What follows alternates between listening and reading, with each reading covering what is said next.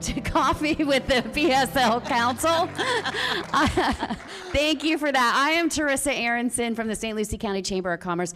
It is our pleasure, our honor to do this event every single month. We're going to keep it on this third Tuesday. We are back at the Community Center. We were just talking about it for those of you at home. Here with the audience, it really has brought the audience back to Coffee with the Council. So I'm very excited. They keep coming in. I think we might run out of seats. I hope so. Well, I'm here, of course, with Karina Talalay from MIDFLORIDA Credit Union. You got that right. I got that right? Yeah. On my first try? That's right. Yeah, good. So she's been on the show before. She represents MIDFLORIDA. They are our sponsor of our show.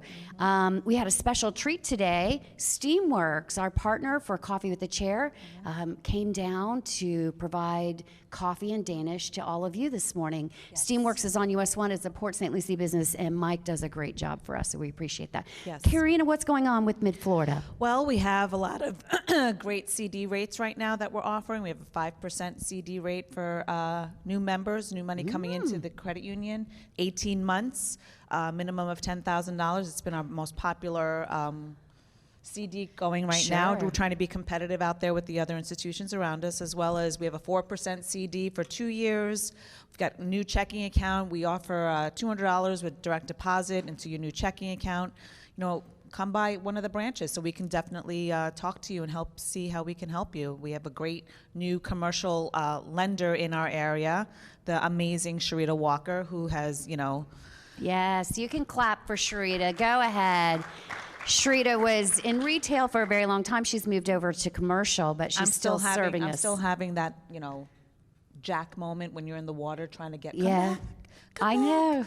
She likes So- it, but she's going to do great things for commercial She's here. going to do amazing things, so we're partnering with her as well, but she's definitely missed at the branches. We feel that absence, but the branch is doing great, even though she's not been there. So we're just happy to, you know, be able to see her every now and then that we can now. Very good. Yeah. So MIDFLORIDA Credit Union started with a shoebox in Lakeland, and now you have how many centers? We started in 1954 out of a shoebox, and we have over 65 locations coast to coast, as far north as Gainesville, as far south as Stewart. And where is your branch? I'm currently located out of 2 branches. I run the St. Lucie West branch, and I run the Stewart branch. Very good. And if they're interested in opening up a check account, looking more at CDs, how should they contact MIDFLORIDA? Come into any one of our local branches. We have a branch on Gatlin Boulevard, one on US 1, St. Lucie West, Stewart. We also have Central Vero and Okeechobee. Can you do it online as well? You can do it online. You can open we do have an online CD special, 5%, but there is a maximum that you can max out on that, and it can only be opened online. Okay. But you're able to open the accounts online as well. Very good. And that website address before we go? www.midflorida.com. All right, everybody, midflorida.com. 5%, that's a huge increase from just a few months ago, to be honest. From a week ago. Yeah, Yes. yeah. I didn't know that, and I'm thinking I need to move some of the chamber's money around. I think so. Okay, very good. Well, we're going to take a break, and we'll be right back with, we're going to have the actual mayor with us today. It's now Coffee at the PSL Council, and they rotate, but we're excited for our first show back in the Community Center to be, of course, with the mayor of this beautiful city, Shannon Martin. We're going to take a break, everybody. We'll be right back.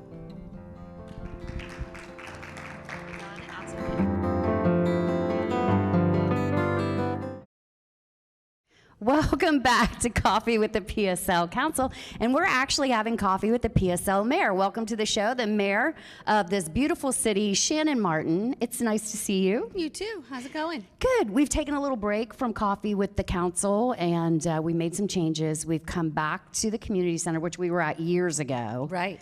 And we have a full audience. I mean, when's the last time you looked out and saw these many people?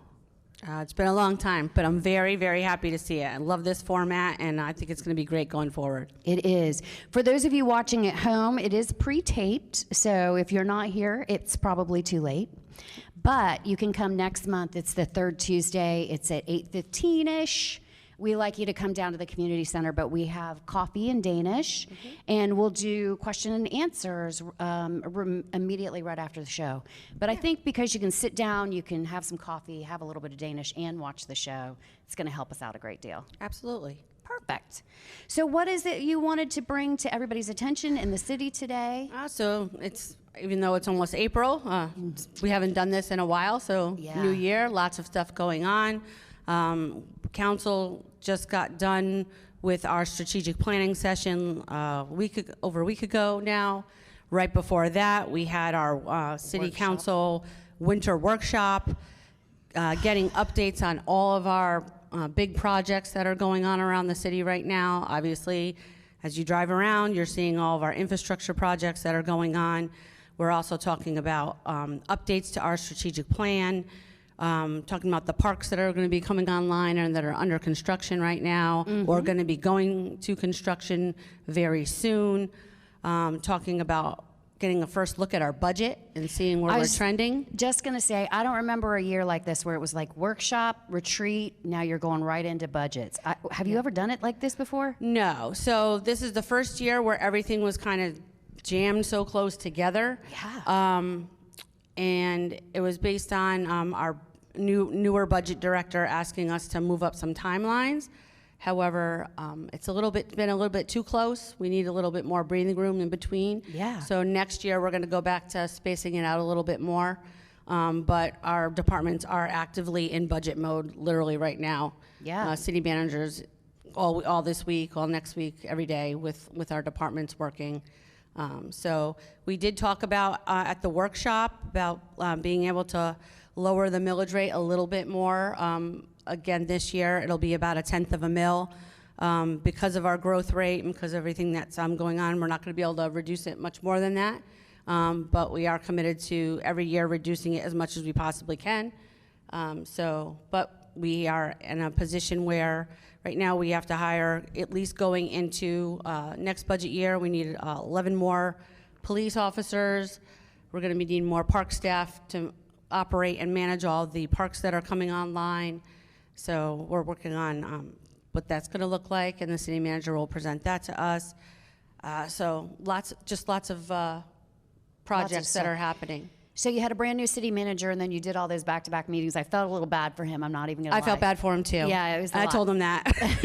I was like, okay, this is how they're doing it. But so we're going to be coming too to talk to you because we're going to do some increasing of the impact fees, and it's because of Parks and Rec and the need for police.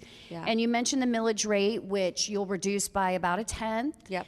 And people will see that in their tax bill. But I always preface that with, well, listen, there are so many people moving here that want to buy your house that they're paying lots of money for it. Yep. So that your homestead assessable value will probably reach its 3% maximum increase. Yes. Which means you don't really see a total, it's not going to be lower taxes than next year, but every little bit helps. But we have to have that additional funds because we have additional people. Yeah, absolutely. And then going back to your comment about the impact fees and why that's so important is so periodically, every so many years, cities and counties, they look at their impact fee structure, and looking at ours and looking at our growth rate that we have, we knew that we needed to increase the impact fees. However, our lovely legislature, there's say that with a huge grain of salt, has put restrictions on cities and counties as far as how we can leverage and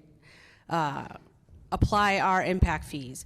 And what they have done is that they have pretty much hamstrung us by only allowing us to go in these tiny little bit of increments. And as we all know, growth costs a lot of money. Growth never, ever pays for itself. And so by being hamstrung, by only being able to incrementally do those impact fees, it's a huge challenge, because what ends up happening is that our taxpayers that live here now end up paying for the growth more so than the development coming in and the new people coming in.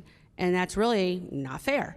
So there's a section of the law that allows us to go to extenuating circumstances and to be able to increase those impact fees more. And so we are looking at doing that this year. And it's going to be a little bit problematic, to be honest. I'm just really open about it for the development be open community. about that. Who's going to be heading up the problematic portions of it? Yeah, it is going to be problematic for the development community. Sure, it may be, but the way I look at it is that I'm responsible, and the council is responsible for making sure that I can at least attempt to keep up with the growth that's coming, since I cannot prevent and stop the growth that's coming because of all the developments of regional impact and the developmental rights that were given 20 years ago to all the developers. So everyone coming in needs to be able to pay more of their fair share. So I have to say, I'm sorry. Yes, it's going to cost you more if you want to be here, but the reality is we're at a point in our city that we have so much growth. If people want to be here, if developers want to be here, if businesses want to come here, that's great, but you're going to have to start paying more in order to be here. You know, everyone's moving to Florida. We're one of the top 5 cities that people are moving to, and we have to protect our taxpayers, especially since the fact that our city was planned the way it was without all the necessary infrastructure and all of the commercial development. And I mentioned this several times before, but I like to say it again because it's just the reality of where we are. We're continuously have to retrofit our city and address our needs as a result of the way we were planned. Hence, all of the infrastructure projects that you see going around the city right now, and more to come. We just talked about California Boulevard widening, because that is a necessity, and that's in our half-cent sales tax plan. We're also embarking on looking at our mobility plan, with our mobility fees that we implemented last year, and looking at now how are we going to address St. Lucie West Boulevard, because that is our next huge challenge that we're going to have to deal with. And then Torino Parkway as well, because Torino is a feeder into St. Lucie West Boulevard. Yeah. So, you know, as we continue to have so many good things, we also have a lot of challenges, and we're just going to have to keep facing them as we move forward. And I won't talk about it here, but as the chamber, we're the business advocate for the Right. community, and that is my job. But I'm not going to talk about that here because that's not my job here today. Yeah. It's to co-host the show with you. But the development community, and I, of course, chair the Development Review Task Force, will be weighing in on impact fees. But you would expect that, right? Yeah, you all weighed in on the immobility fees. Yeah, we're going to weigh in again. Yeah, I'm sure. But I'm not going to do it here. Yeah, it's okay. Yeah, so just you can watch the public meetings for that one, right? Because we're here to talk about what you've got going on at the city. Yeah. Okay, So we have perfect. a lot going on. We do. We're growing in leaps and bounds, and I get it. What else we got going on? So as a result of the many people in the pickleball world, Yes. and I hope this isn't a fad. I hope this isn't the hula hoop all over again. well, you know, it's become like the sport for everyone. Yeah, we're building a lot of and pickleball we're seeing courts. that. And so Whispering Pines Park is where we had our tennis facility, and we converted some of those to joint pickleball tennis courts. And so because of the requests, the many requests, and they need to be updated anyway, we're going to be putting in a little over 20 pickleball courts. We're still going to have our tennis courts there, but we're going to convert what we have existing and expand upon that and put in the pickleball courts at Whispering Pines as a result How of the many of demand. you play pickleball? Okay. There you go. We got a few. We got a Yeah. few in here. There's a private membership pickleball club that just broke ground in Yes. St. Lucie West, too, which is going to be kind of fancy with food. It's like a whole Top Golf experience. Yes, I heard that. With pickleball. Yeah, I heard the groundbreaking is very soon, isn't it? We had it. Just had it? Oh, Yeah, a I couple must have weeks missed ago. it then. Yeah, Okay. yeah.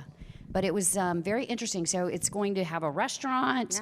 It's got membership fees. It's sort of, I mean, this pickleball thing is huge. It is. It better stay huge. And it's all over. I was at the Florida Big City Mayor Coalition about a month ago, and Cape Coral, Mayor of Cape Coral was there, and he was talking about how they're putting in a 32 pickleball court facility in their city. And so it's just, all over. Very good. Yeah. All right. But parks coming online.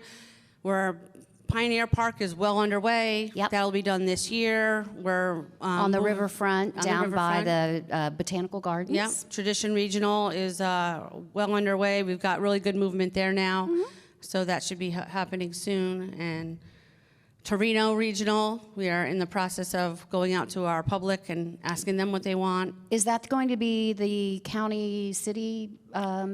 Yes, the county has given us $4 million towards that park, which we are very grateful for. very and good. so we're going to be using their funds to help us build that park.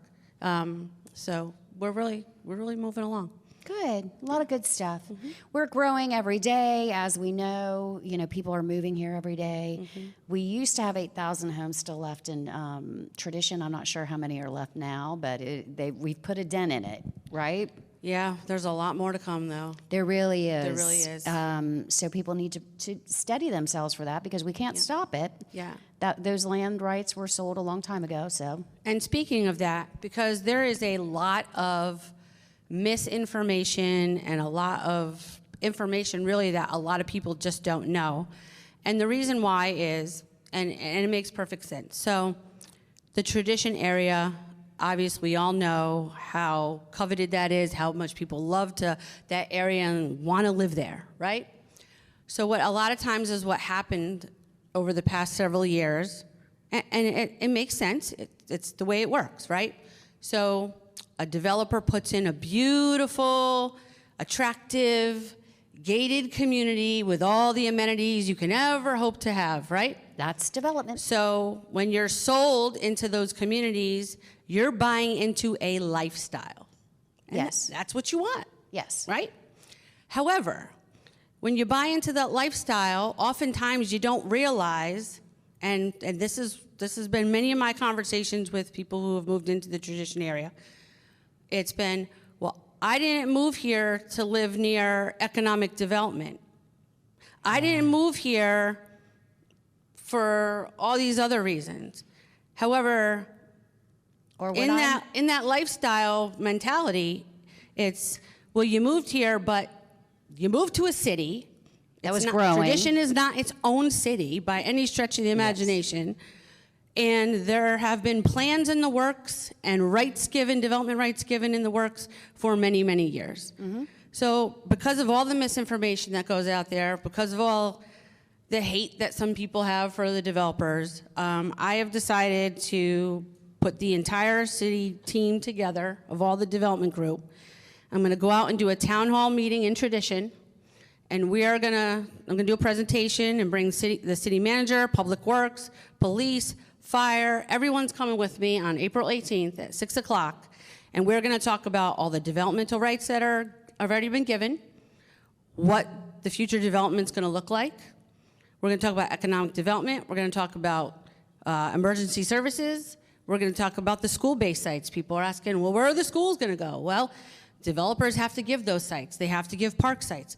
So we're going to talk about all the entire current structure and the entire future of the entire Tradition corridor, all the way down to Becker Road, and what the plans are for that.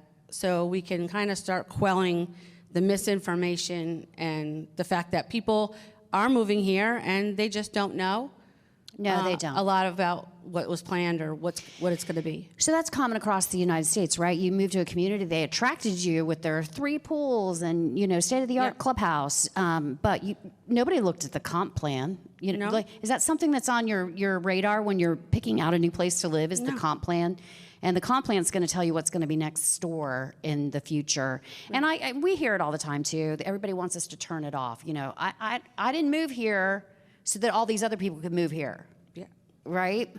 Right. I wanted to be the last one. Right. But they keep coming, and I don't like it. And I get that because I think that's human nature. We're all like that, right? Absolutely. If there's just nothing you can do about it. But the cows that were out there many years ago, Yeah. We're- Cows, beavers. Yeah. They're just- That's private land. It was privately held then Right. when you moved there. Right. And it's privately held now. Right. So there's not a darn thing you can do about it. yep. But we got to talk about it and hopefully get out really good information and education. And so it'll help as we go forward. Good, good. I think I might come to that because I think it's very interesting, Yeah, and you I should. know people are going to have a lot maybe a little bit of railing against the development community. Well, there's been a lot of that, but what's so funny to me is that, you know, a lot of the people that are existing live there, like, well, we don't want more development, or we don't want more housing. Okay, but you moved here, and There were 8,000 house Yes. lots already sold. exactly, Yeah. but Yeah, I know. the Turn it vacant off. land is for more development or more We housing. say this on this show all the time. If there's a vacant lot beside you, somebody owns it, and if they want to, they can put a house on it. That's right, and I can't do anything about that. No. So there's no vacant lots owned by no one Right. throughout our community. And they're not preserved land, and they're not, Yeah, we don't do preserves of less than a quarter acre. right. Yeah. And so one other thing I do want to mention, though, because it's another issue of how the legislature and how they determine to do things and what they do, how it really affects us. So as we know, Port St. Lucie was built mainly as a bedroom community with mostly residential. So, but as residential, you need residential, but you need commercial. So there is a bill in the legislature right now that gives any developer who wants to come to your city the right to take commercial property and turn it into residential for affordable housing, for what they consider affordable housing, not necessarily what the true definition of affordable housing might be. But that's only industrial. No, it's commercial. No, it's industrial. It's light industrial commercial. No, it's not all commercial. It's not retail. It's light industrial. It's mostly commercial, and it's some light industrial, and it also goes even further to say that it can take lands that the city owns that would have to be posted on a website, and they could come in and take that without us giving any type of approval whatsoever, and take away our zoning local planning agency powers. Well, I mean, so there is problems with that. I'm not going to lie. Huge problems Yeah, here. there's huge problems because you're going to end up with residential right next to somebody's light industrial factory, and it's going to be a horrible, because you have offsets and you have buffers that are relative to residential, and then you have different offsets and buffers relative to. So intermixing the things is going to be tough. Well, And especially if I'm it takes away our hoping- right. Yeah, yeah. I mean, I understand why they were doing it. They said it was only for, commercial light industrial because it's not going to be for retail. It's not going to be for ROI, all that sort of stuff. But it does present a lot of problems, down the road. It does, especially for the pre-platted communities. And so Yeah. 8 pre-platted cities, we all got together and we started Yeah. fighting to amend it and make changes to it. Yeah. And hopefully we can get a little bit more work done on the House side, because Senator Pasadoma was pretty reluctant to give some exemptions for the pre-platted cities, but it's going to be a challenge. It is going to be a challenge, but you can combat it. You can get ahead of it by lowering your density and a couple other things so that perhaps they can't. Yeah, we're looking at some other measures through our legal department Yeah. to see what we could do, especially with regard to our city-owned lands, because we can't really restrict or do anything with privately owned lands, but No. city-owned lands we may be able to do some things with. But maybe some zoning might help. So yeah. Yeah, well, I know. But again, we do see. this every year. So if any of you know, at the beginning of session, everybody panics because there's like 400 bills. Some of them are just bat crap crazy. there's a lot that are bad, crazy. And then everybody's like, if this goes through, we're in trouble. But a lot of it, most of them don't make them out of committee. And so I always say, don't panic until it's out of committee, until at least one committee, and then you got to have the House side. So I'm hoping this bill doesn't get a lot of traction. But one of our local, It has fully passed know. the Senate floor. I know, I was And going to say, one of our local representatives is pushing it through the Senate, and so it is. It's done on the Senate side. Yeah. House side, it's got one committee left to go. I know. But it's these other ones too that, and although they may not pass the first year, if they've had good traction, they come back year after year. They do. So sovereign immunity is one of those. This is in its 3rd year, and this year it's going to pass. And what sovereign immunity is, there's a limit on if you want to sue a local government, what the cap is. And what they want to do now is they want to raise that cap. So right now, at the level that it's at, it doesn't make it really great for a law firm to come in and say, okay, yeah, I want to sue a city. Yeah. Because the caps are lower. But when you increase those caps, now you're going to end up having all these frivolous lawsuits, and our citizens are going to have to pay for frivolous lawsuits, and that's ridiculous.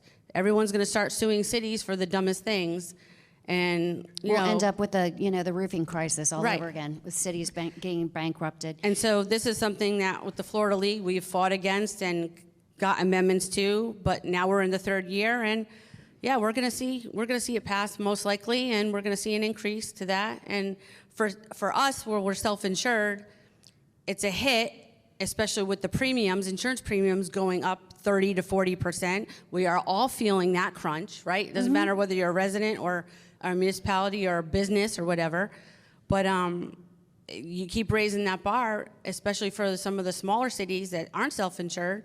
Some of these cities can end up getting wiped out as a result of some these caps being Yeah, so some of the high. smaller cities are really going to get gobbled up. I know, I can see that on the horizon, and I think that might be the intent. Yeah, and there's a few other ones out there that are A little bit. on the huge- Unsettling? very unsettling. Every Yeah. year they come at us with more and more. They do. I feel like it's shock value. It's like, it's like tabloid TV. Yeah. Here's a bill. What do you think? It's very shocking. Yeah. What else do we have before? Because we're going to do question and answers, but actually the new format is the mayor is going to visit with everybody and have a one-on-one discussion with them, rather than you having to ask the question on TV and we answer it from up here. We're just going to intermingle. Yeah. Yeah, and I'm excited about that. So if you want to ask the mayor or whoever is representing the council a question, you'll have to come down and join us, but it's worth it. Yeah, absolutely. That's what we Right? like to do. Yeah. Anything else we need to know before we... No, I think I'm good. You got it? You good at Yeah. everything? All right. Well, I want to thank your team for setting up this No problem. beautiful room for us. I think it looks great in here. And thank you for suggesting and getting us back here. No problem. Because that was all the council that did that, and I appreciate that very much. I think it's definitely paying off. And a huge thank you to MIDFLORIDA, as always, and to Mike from Steamworks. If you haven't been to Steamworks on US 1, it is in Port St. Lucie. Head on over there. It's Thanks, a Mike. great local shop with local flavor. He makes different coffees. He brings different coffees for us every time, and we appreciate it. And with that, Yeah, I we'll think take questions. we're going to take some questions, but we're done with the filming. Yeah, awesome. All right. Have a great day, everybody. Yeah, have a great day.